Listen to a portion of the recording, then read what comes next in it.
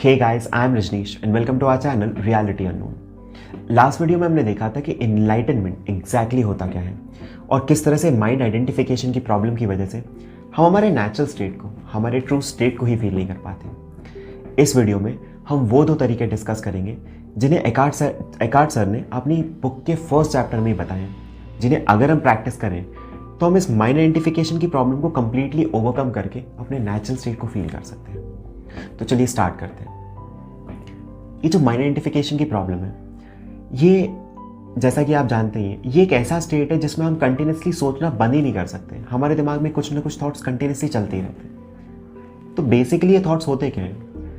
90% of the times हम कह सकते हैं कि ये सिर्फ आवाज़ों के रूप में होते हैं, ये सिर्फ आवाज़ों के फॉर्म में होते हैं। ये आवाज़ें कुछ भी हो सकती हैं। ये हमारी खुद की आवाज़ है जो हमारे दिमाग में चल रही है, या किसी इंसान ने आपको पास्ट में कुछ कहा हो जिसकी बातें आपको याद आ रही है तो वो आपके दिमाग में घूम रहा है, या फिर मान के चलिए आपने रिसेंटली कोई सॉन्ग सुना हो तो वो जो सॉन्ग है वो आपके दिमाग में कंटिन्यूसली रिपीट हो रहा है। और ये हमारे लिए एक्चुअली बहुत नॉर्मल हो चुका है, मगर ये प्रॉब्लम बहुत सीरियस है। और इस प्रॉब्लम की सीरियसनेस को समझाने के लिए एकार्ट सर ने एक बहुत ही अच्छा एग्जाम्पल यूज़ किया है। उनने एग्जाम्पल कुछ इस तरह से दिया था कि मान के चलिए अगर एक इंसान अगर डॉक्टर के पास जाए और वो कहे कि मुझे ना सर डॉक्टर, मुझे कंटिन्यूसली दिमाग में कुछ ना कुछ आवाज़ें सुनाई देती हैं, तो वो डॉक्टर उसे पक्का साइकियाट्रिस्ट के पास भेज देगा। मतलब लॉजिकली अगर देखने जाए तो हमारे दिमाग में भी तो ये आवाज़ें कंटिन्यूसली चलती रहती हैं। और ये जो ऐसा स्टेट है हमारा, ये जो माइंड आइडेंटिफिकेशन वाला स्टेट है, इसमें हम में और एक पागल में क्या डिफरेंस बच जाता है? बस इतना ही कि वो जो पागल है वो जब इन आवाज़ों को सुनता है, उस पर रिस्पॉन्ड करता है, तो वो इसे ज़ोर ज़ोर से बोल के रिस्पॉन्ड करता है।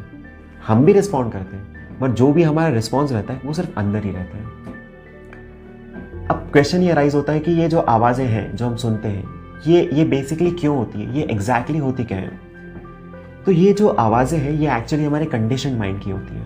मतलब हमारा जितना भी पास्ट का एक्सपीरियंस रहा है, हमने पास्ट में जितना भी चीज़ें सीखी हैं, जो भी हमारे एनवायरनमेंट ने हमें बताया है, उन सब चीज़ों को हमने हमारे माइंड में मेमोरीज़ की तरह स्टोर करके रखा है।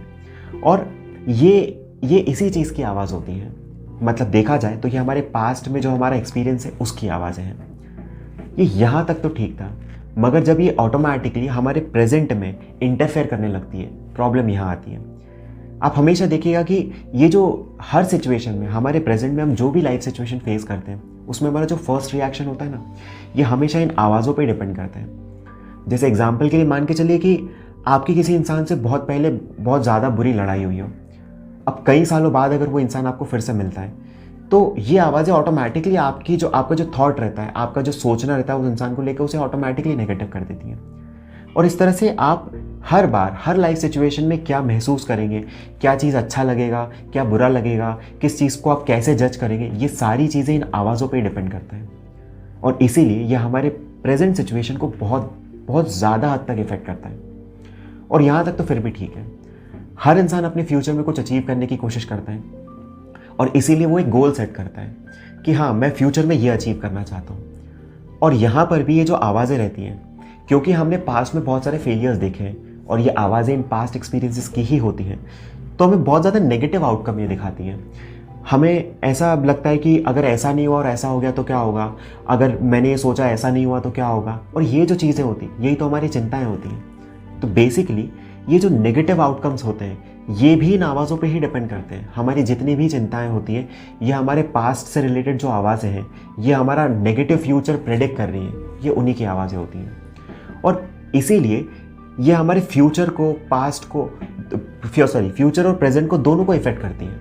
और इसीलिए इन आवाज़ों को कंप्लीटली ओवरकम करना, इस माइंड आइडेंटिफिकेशन वाले स्टेट को कंप्लीटली ओवरकम करना बहुत ज़रूरी है, क्योंकि तभी हम रियल फ्रीडम के साथ जी पाएंगे, हमारी ज़िंदगी को अपने अकॉर्डिंगली जी पाएंगे।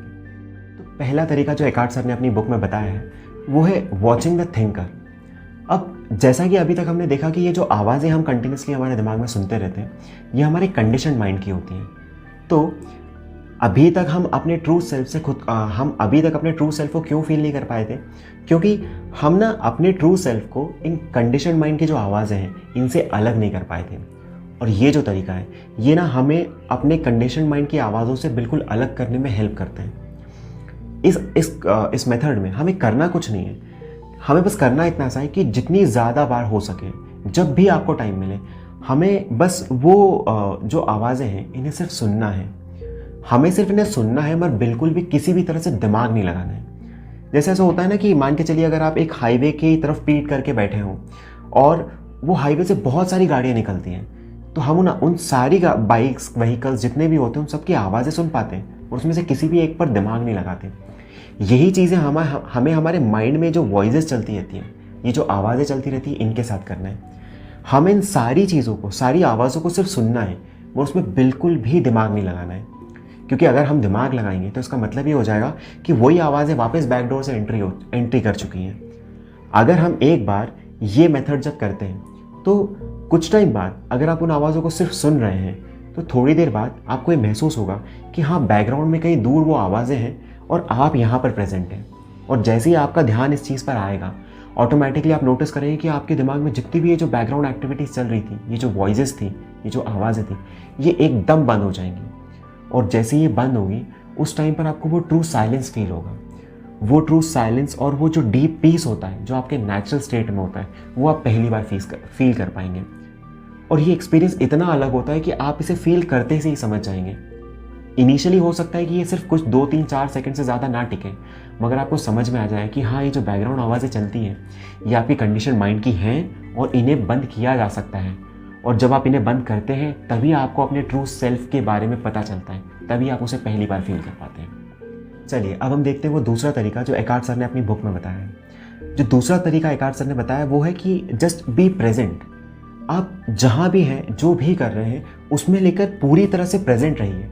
बेसिकली होता क्या है कि ये जो हमारे दिमाग में कंटिन्यूसली वॉइसेस चलती हैं, ये ना हमारा बहुत हद तक ध्यान तो इन सारी चीज़ों पे होता है। और इस वजह से क्या होता है, आपने देखा होगा ना, बहुत बार ऐसा होता है कि आपके साथ में कोई इंसान बैठा हुआ है मगर वो कहीं और खोया हुआ है। वो खोया हुआ इसीलिए है क्योंकि उसका जितना भी ध्यान है, उसकी जितनी भी अवेयरनेस है, वो उसने अपने थॉट्स पे दे रखी है। अपने जो दिमाग में, जो कंडीशन माइंड में जितनी भी आवाज़ें चल रही है, वो उन पर अपना ज़्यादा ध्यान दे रहा है। इसकी वजह से उस मोमेंट में, इस पल में प्रेजेंट नहीं होता। और यहाँ पर बेसिकली होता क्या है कि जब भी आपके दिमाग में कोई वॉइस चल रही है और आप अपना ध्यान जब उस पर देते हैं तो वो पावरफुल होता है, उसको एनर्जी मिलती है। और जब उस थॉट को एनर्जी मिलती है तो वो और ज़्यादा स्ट्रॉन्ग तरीके से आपके दिमाग में घूमता है। और जब वो और ज़्यादा ध्यान ज़ोर से, स्ट्रॉन्ग तरीके से आपके दिमाग में घूमता है तो आपका और ज़्यादा ध्यान उस पर जाता है। और ये एक तरह की साइकिल चल जाती है जो आपस में एक दूसरे को सपोर्ट करती है।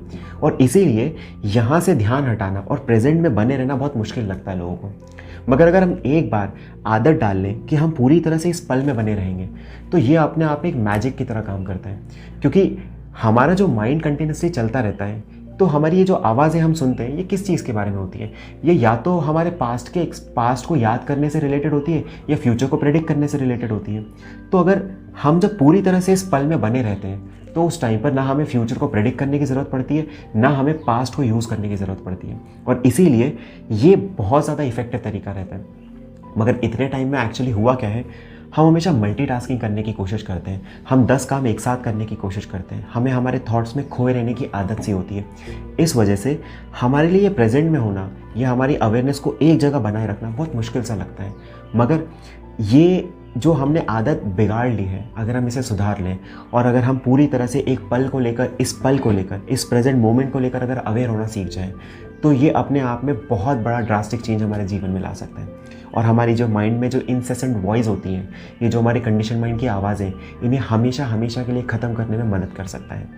और इसका सबसे बड़ा एडवांटेज वही रहेगा, हमारे नेचुरल स्टेट को, हमारे ट्रू स्टेट को फील कर पाएंगे। गाइज, ये वो 2 तरीके थे जो एकार्ट सर ने बताए हैं। मगर सोचिए, बुक का फर्स्ट चैप्टर अभी भी एंड नहीं हुआ है। उन्होंने बुक के फर्स्ट चैप्टर में एक्चुअली इमोशंस क्या होते हैं, एग्जैक्टली इमोशंस क्या होते हैं और अपने इमोशन से किस तरह से डील करना चाहिए और किस तरह से इमोशंस माइंड आइडेंटिफिकेशन की स्टेट को और ज़्यादा पावरफुल बनाते हैं, वो सारी चीज़ें बताई हैं फर्स्ट चैप्टर में। पर क्योंकि हम वीडियोस को प्रोडक्टिव बनाना चाहते हैं मगर लंबा नहीं, इसीलिए वो वाले पार्ट के लिए मैं फर्स्ट चैप्टर का ही 3rd पार्ट फिर से लेके आऊँगा, जिसमें हम इमोशंस को डिस्कस करेंगे और हमारे जो इमोशंस होते हैं उन्हें ओवरकम कैसे करना है वो भी देखेंगे। Thank you.